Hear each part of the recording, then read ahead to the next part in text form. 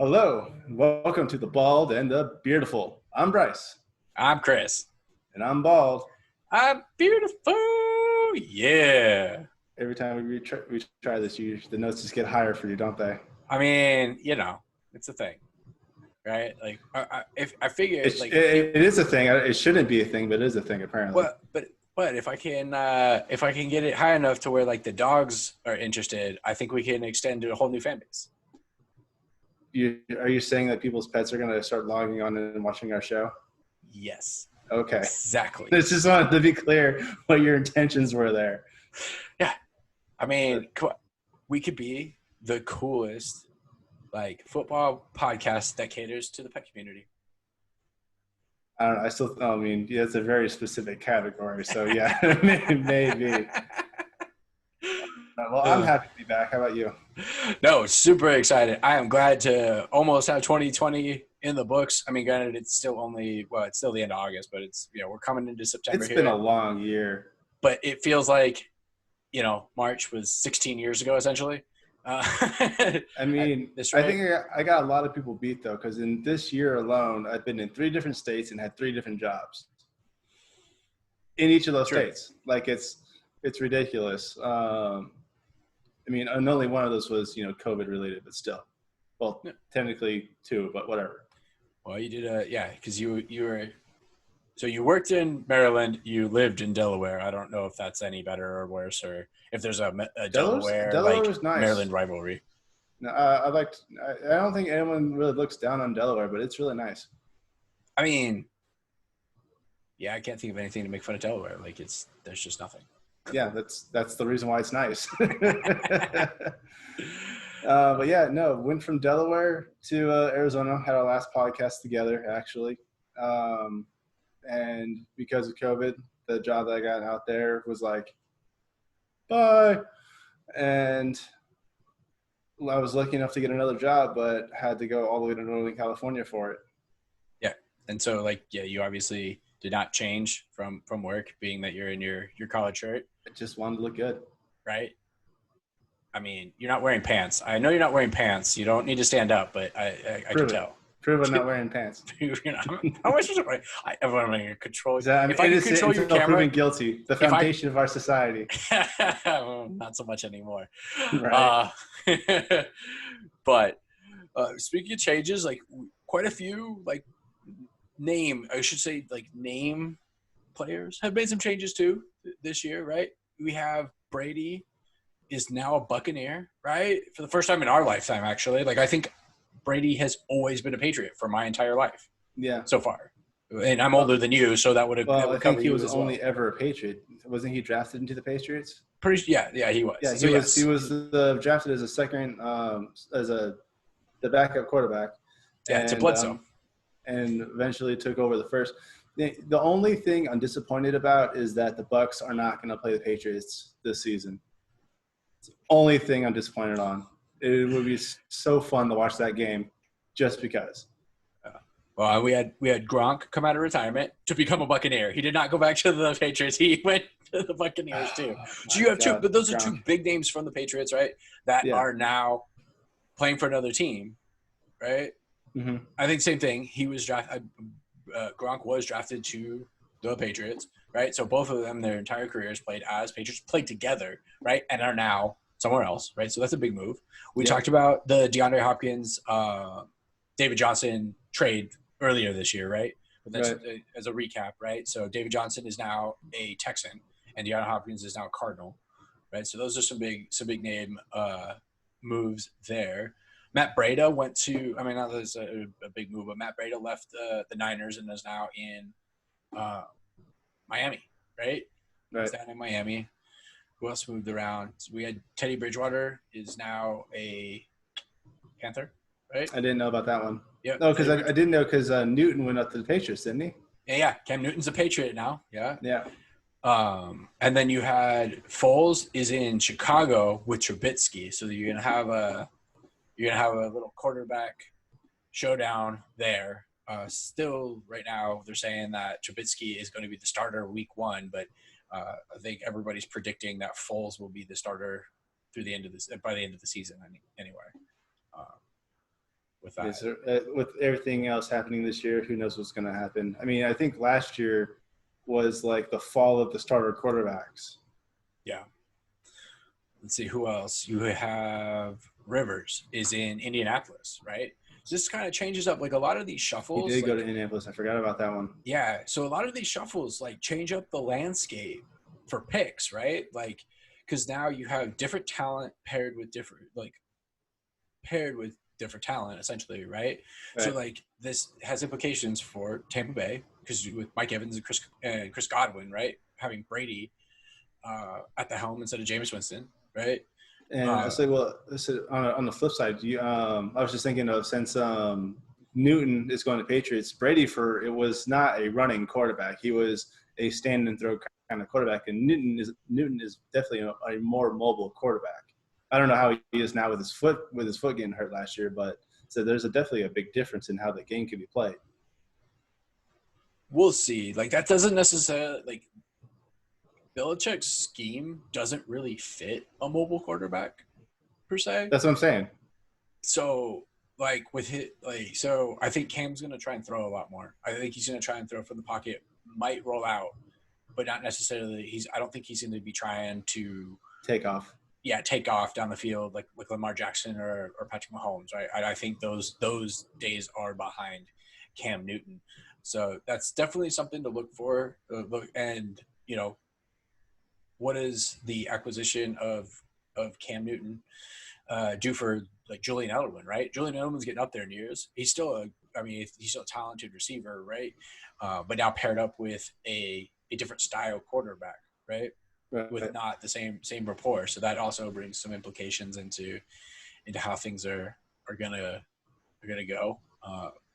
We do have our I think all the starters come back. Big Ben's back from injury from your team, right? Yeah, they still need a couple more receivers though, because I think we saw last year that Juju can't do it by himself. See, like I think you're gonna see Deontay Johnson step up and really actually like excel in that offense, especially with Big Ben.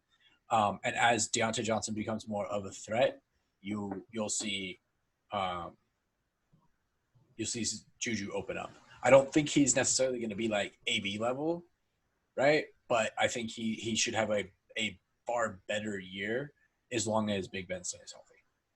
So as excited as I am for football season to start up, with all the moving and with everything else going on, the biggest things I'm looking forward to are the new Cover 5 season and our new fantasy football season that you and I have been putting together for like 5 years now, or when did we? Because we started doing that in 2013, I think. Because we've been playing for a while. We haven't played like a money league or like a, for funsies money league, whatever, however you want to say it. Because we don't promote gambling or anything like that on this podcast whatsoever. This is family friendly. I'm saying, what I was going for was the first 3 years that you and I did it together was it was just you and I who knew each other off of the ESPN app, and we were with 8 other people that we didn't know. But after 3 years, you and I finally put together people that we know to do an actual league, and that's what makes it more fun for me, because every week I put out my commentary, which I find hilarious. It's okay. So it makes it a lot more fun when you can trash talk and have the phone numbers of people that you're playing that week, and it's the real version of the show, The League, without all the extra shenanigans that are played out on TV. It's okay. I look forward to my repeat champness. It's going to be. Oh, you won last year? I didn't remember that. Yeah. Well, it's because you weren't actually in the playoffs. You were in your pseudo freaking 16 playoff setup that you put together. Yeah, I like to mess with the settings every year. More than half. You make me set it up, so I put it up how I want. I didn't make you set it up. You volunteered to be commissioner, and I just kind of let it go. Years ago. Yeah, and I just let it go. No, I'm pretty sure it was. I'll let you do it. It wasn't me volunteering. It was I don't want to do it. You do it. Don't put that on me. But either way, you're acting like I actually reach for responsibility. That's a complete lie. You made the settings that more than half of the teams made the playoffs, which benefited me. It actually benefited me. And it benefited me too. Yeah. So, yeah. So, but I still am the defending champion for Can I sit there and complain about my settings when it helps you win? Whatever. I wouldn't have won. You're right. I wouldn't have won, but I also wouldn't have lost either. I'm not getting the Sacco no matter what. Like my team was okay during the season, right? I had a couple like weeks where I'm not saying you would have been last place. We all know who would have been last place. Yeah. Neither one of us were going to be last place. But I make the playoffs. Like I would have made the playoffs had I paid some better attention and played some different players in key week matchups. I still would have made the playoffs and still would have had the run that I had because I had a team that was designed to break late in the season. I just had some really poor team management early on, and that cost me. So it cost me a seeding. But I digress. We're not here. We're not here to talk about fantasy football. So that's a whole nother topic. We're here to talk cover 5, right? So we've gone over some changes in the landscape. We've gone over what the implications are. Now let's talk toughness of schedule, right? Because that's going to make a difference in how we're gonna fade certain teams, or we're gonna be relying on certain teams on a week-to-week basis as like kind of our go-to picks, right? So let's say like out the gate without us discussing. I'm not gonna go through the strength of the season. I'm gonna go the top 3 toughest and then the top 3 like easiest schedules, right, on each spectrum. But before we get into that, predictions. Who are you looking at as far as like figure is gonna score you some points this season, right? Who are you picking? As far as like a team as a whole? Yeah, team as a whole. Cover 5. You're gonna pick up for cover 5. You're expecting them to cover the spread and score you some points. Who are you looking at? Man, that's a tough question. Honestly, I want to pick some kind of underdog that no one's going to see coming. But I don't know. I'm going to have to say I think Vikings are going to come out and get some good points. Okay. So they've had a bit of a change up in their roster. Just hoping that it's for the better. All right. So you're looking at Vikings. I'm going to be looking, even though like. I think I'm going to go – I think at this point, I think I'm going to go with the Carolina Panthers. I think I'm going to be looking to them to score me some points. Because I think that they're going to do well with Teddy Bridgewater under center. I think they're going to have that improvement at quarterback. They have the receiving talent. They have Christian McCaffrey. Even though they did lose Kuechly on their defense, so they did take a hit on defense, right?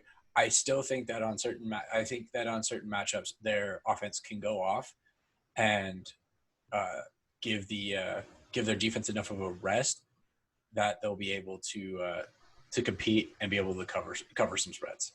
I might have to take back my prediction automatically just because I actually looked at the Viking schedule. That's why I said I wanted to do it before you looked at before we started discussing. No, because I mean, just looking at who they're going up against. I mean, any division game for them is tough because Packers, Lions. Oh, I mean, not Lions. Packers and Bears are tough in their own right. Huh? I think people are going to sleep on the Lions. You have a healthy Matthew Stafford coming back this season. Okay. That was their biggest hit. They took a hit with Matthew Stafford going down. They had no backup, and that's really where. But even still, they're going up against pretty good teams. Titans at home. They're at home for the Titans. They're Seahawks at the Seahawks Stadium, which probably not going to be that loud this year. Falcons still a pretty solid team. They're going up against the Cowboys. They'll kick the Cowboys' butt. So I'm not really worried about that one. You wish.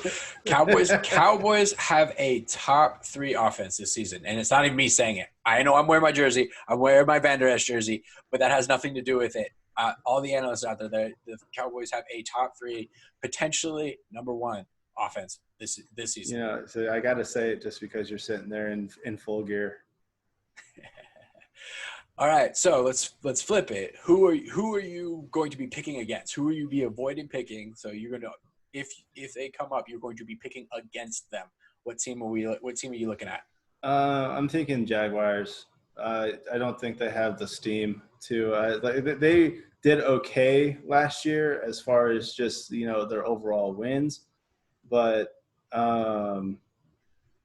they're disappointing. Like when they play a top team like Green Bay or the Steelers or the Vikings or the Ravens, I'm picking against them.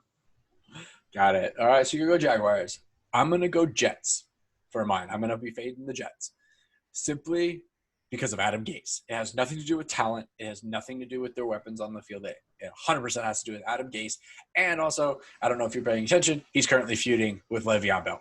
So he's looking to spread the love when it comes to carries, which I think is a mistake. But what do I know, right? When you have a talent like Le'Veon Bell, but because they're feuding, he's looking to spread the ball around. And Frank Gore, right? Correct me if I'm wrong. Frank Gore went to the Jets, right? Yeah. So you have. Man, I don't remember. Yep, do the research. So it's funny that you say that. Like, yeah, he went to the Jets. I'm right. I don't even know why. Like, I had to look that up. I should have just trusted myself. But yeah, so Frank Gore went to the Jets. Even though Frank Gore is an immortal being of some sort, right? Oh no, I lost you again. I'm gonna wait this time. Either way, I'm gonna continue. He froze up. You guys can see see what's going on. We'll go side by side moving forward with this, but hopefully we can get him back in. But either way, Frank Gore the Immortal, he's gonna eat up the Jets. Eat up some of the carries for the Jets. They're definitely going to spread that around. He's definitely capable of taking some short yardage work and some goal line work away from Bell, and which, I think that mix is going to be interesting. And hopefully we can get him back because this is the second time we have lost connectivity. But anyway, that's what we're looking at. And until we get him back, recap real quick. For those of you who are joining us new, I probably should have grabbed this earlier in the podcast. It's a fresh episode back from a long hiatus and a long year, and it's been so long since the football season. But if you want to learn about Cover 5 or what Cover 5 is, rules, regulations, how it's played, check out our first video on the what is Cover 5. I'm going to go ahead and insert a shameless plug to like and subscribe. As always, we will be doing weekly content moving forward. Hopefully, my brother can get his internet working so that we have a more consistent podcast and content. I think he might be back. Are you back? My internet hates me. I don't understand. There was nothing wrong. I was connected the entire time. It made me re-toggle it. I don't know. It's okay. I did a whole monologue. It's fine. We're good. All right. We're just going to continue. So, jumping into that. Stop before it kicks me out again. I mean, yes. This for the fourth time. All right. Anyway. Amateur hour. Anyway, so going into strength of schedule. So we went with who we're fading, who we're looking to score some points. So starting with the toughest schedule. I'm just going to do top 3 toughest schedule, top 3 easiest schedule, right? So starting with the third toughest schedule, I'm working my way to the first, right? The third toughest schedule for the 2020 season is going to be the Miami Dolphins, right? And we already know the Miami Dolphins are trash. So that's just saying the Dolphins aren't going to do or aren't the best team. And I don't care what their schedule is. Like, they're still going to be a pretty awful team. But the fact that they're a pretty awful team, plus they are one of the toughest schedules, there's just no chance. Not necessarily for fantasy. I think they have players that have plenty of fantasy implications. But from a Cover 5 perspective, you're going to be fading them, and you're probably going to have to be. And if you are going to fade them, you're going to be fading some double-digit spreads, most likely, probably a few times a season. If for some reason things change, you're going to have to retract that statement. All right. Okay. Yeah. I'm not worried. Does this look like a face that's worried? Because I'm not. Constantly. Why? Going with and then So the second hardest schedule for the 2020 season is going to be the New York Jets. So I said they have some personality issues, whatever going on. They have Adam Gase, and they have a really tough schedule. So like that's just I don't think that's a recipe for success, but it's going to be a recipe for some points if you fade the Jets, right? That's my opinion. All right, and the toughest schedule, according to the experts and whatnot. This is in my ranking. I just want to put that out there. I didn't come up with this. I consulted the Googles, right? The New England Patriots. They have according to the like rankings or whatever, right? They have the toughest schedule for the 20. I thought you were going to say like Bills or something. No, the Bills are tied for fifth. We have a three-way tie for fifth with the Bills, the Lions, and the Falcons. Have the fifth toughest schedule. So it's a three-way tie based on like the power ranking or whatever, right? All right. So moving to easiest schedule. All right. So if you had to guess who has the – this is awesome. I didn't even look at this beforehand, but this is awesome. Who has the third easiest schedule? Yeah, take a guess. I want to say like Ravens. No, it's Cowboys. The Cowboys have the third easiest schedule for the 2020 season. That's what I'm saying. We have some victories that are coming, so – we will be there will be plenty of celebratory beers and other adult beverages happening. For the I gotta ask: is anyone in the AFC North in that top three? Yeah, I knew it. We'll get there, right? All right. So then the second overall easiest schedule is you guys. It's the Steelers. Yeah. I'm looking at the division like there's two teams in there that haven't produced in like 2 years. So and then the overall easiest schedule by power rating is the Baltimore Ravens.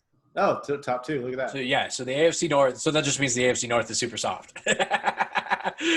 well, I mean, it's at least half because you have the top two, the two teams that say they have the easiest schedule, but they're also playing each other as one of the other teams. So it doesn't.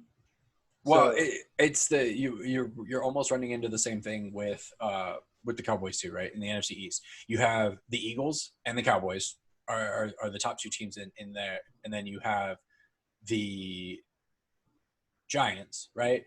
Who are okay. I wouldn't say that they're okay, right? There's just nothing really exciting outside of Saquon Barkley. Their receiving core is getting up there in age, right? They really only have one big outside threat at this point in Darius Slayton, but he's not necessarily like a game breaker, right? And then Daniel Jones at quarterback, I'm not saying he's a bad quarterback, but nobody's going to sit there and say like he's a great quarterback that's going to lead them to the Super Bowl, right? Nobody's saying that. And then you have the Washington team, right? That are not even the Redskins anymore. They're the Washington team, right? Who are going to be competing with the Dolphins for the worst team in football. And that's just really where you're at. And so that's why we have the third easiest, because we don't have and that's where we're getting that's where we're getting padded, where you guys are getting the boost as far as easiest schedule is you're out of conference play. So I'll never understand how the Cowboys are in the same division as Jets, Redskins, and what was the other one? No, not the Jets, the Giants. Giants, Eagles, and the Washington team. Oh, yeah, we don't have Redskins anymore, do we? No, we don't. Anyway. Yeah. Craziness, right? All kinds of craziness. So, did you hear about the why they were called the Redskins in the first place? I'm not sure. I don't remember why they were the Redskins. I do know that there was the logo was designed by a Native American, though. I do know that. Yeah, I'm pretty sure the name was given by a Native American. That was the thing about it. It was just that drives me insane. It's like, it's not meant to be offensive. So why? I mean, and I get that things can be taken offensively, but this particular logo or team name has never been shown in an offensive way, unless they absolutely trash the year. But then again, the Chiefs said the Chiefs have been doing great. The Redskins are on the other end of that. So, I mean, same thing can be said about any other team, though. I mean, no one thinks Dolphins is offensive. You're upsetting the Dolphins. Anyway. Oh, all right. So before we wrap up, there's one other thing that I think we should add as an element because we do side bets and whatever, right?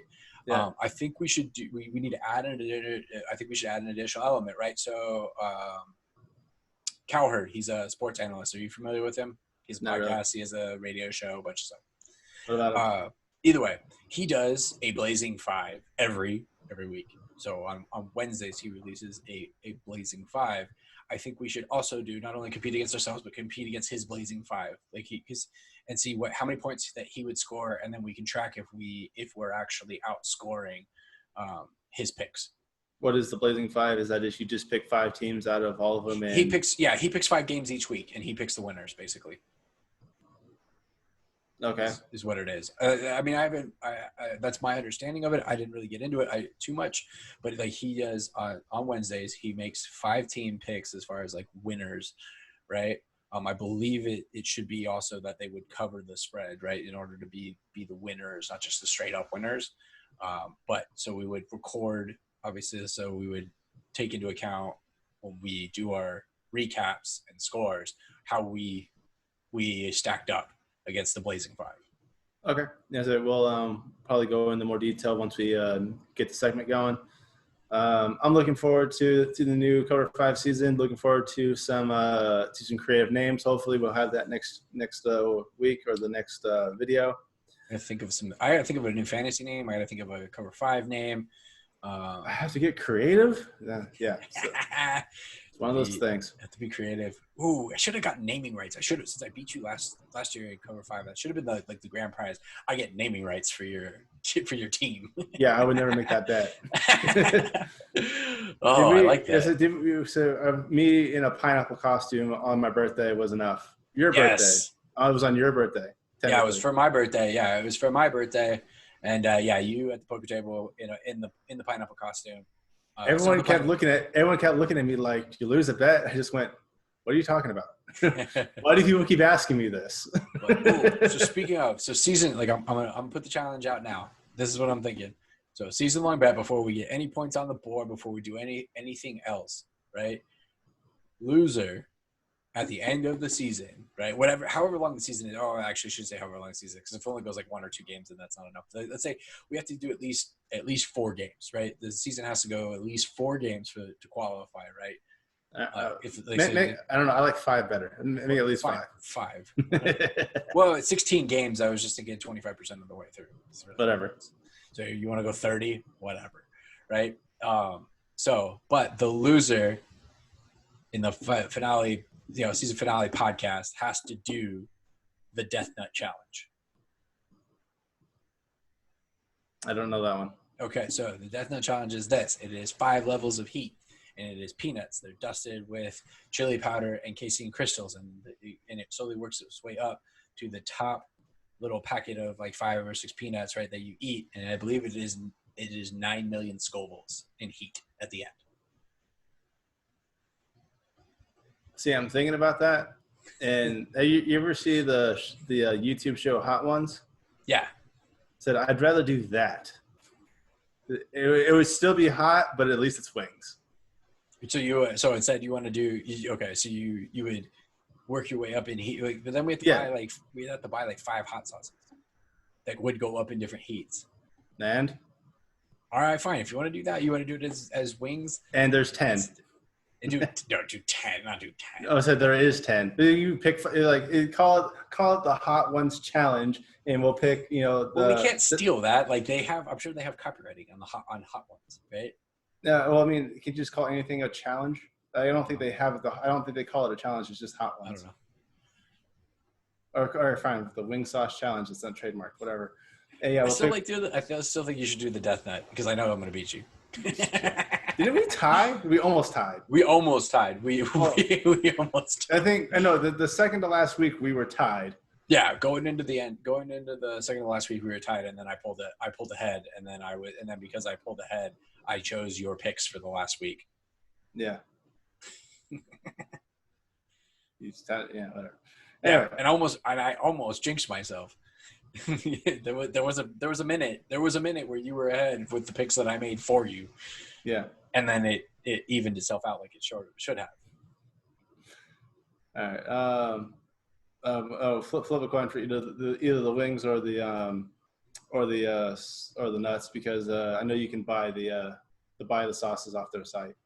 Okay, yeah. Well, if you could just buy the sauce off the site, that's easy. Yeah, we can flip a coin for it. We can flip a coin for it on the first.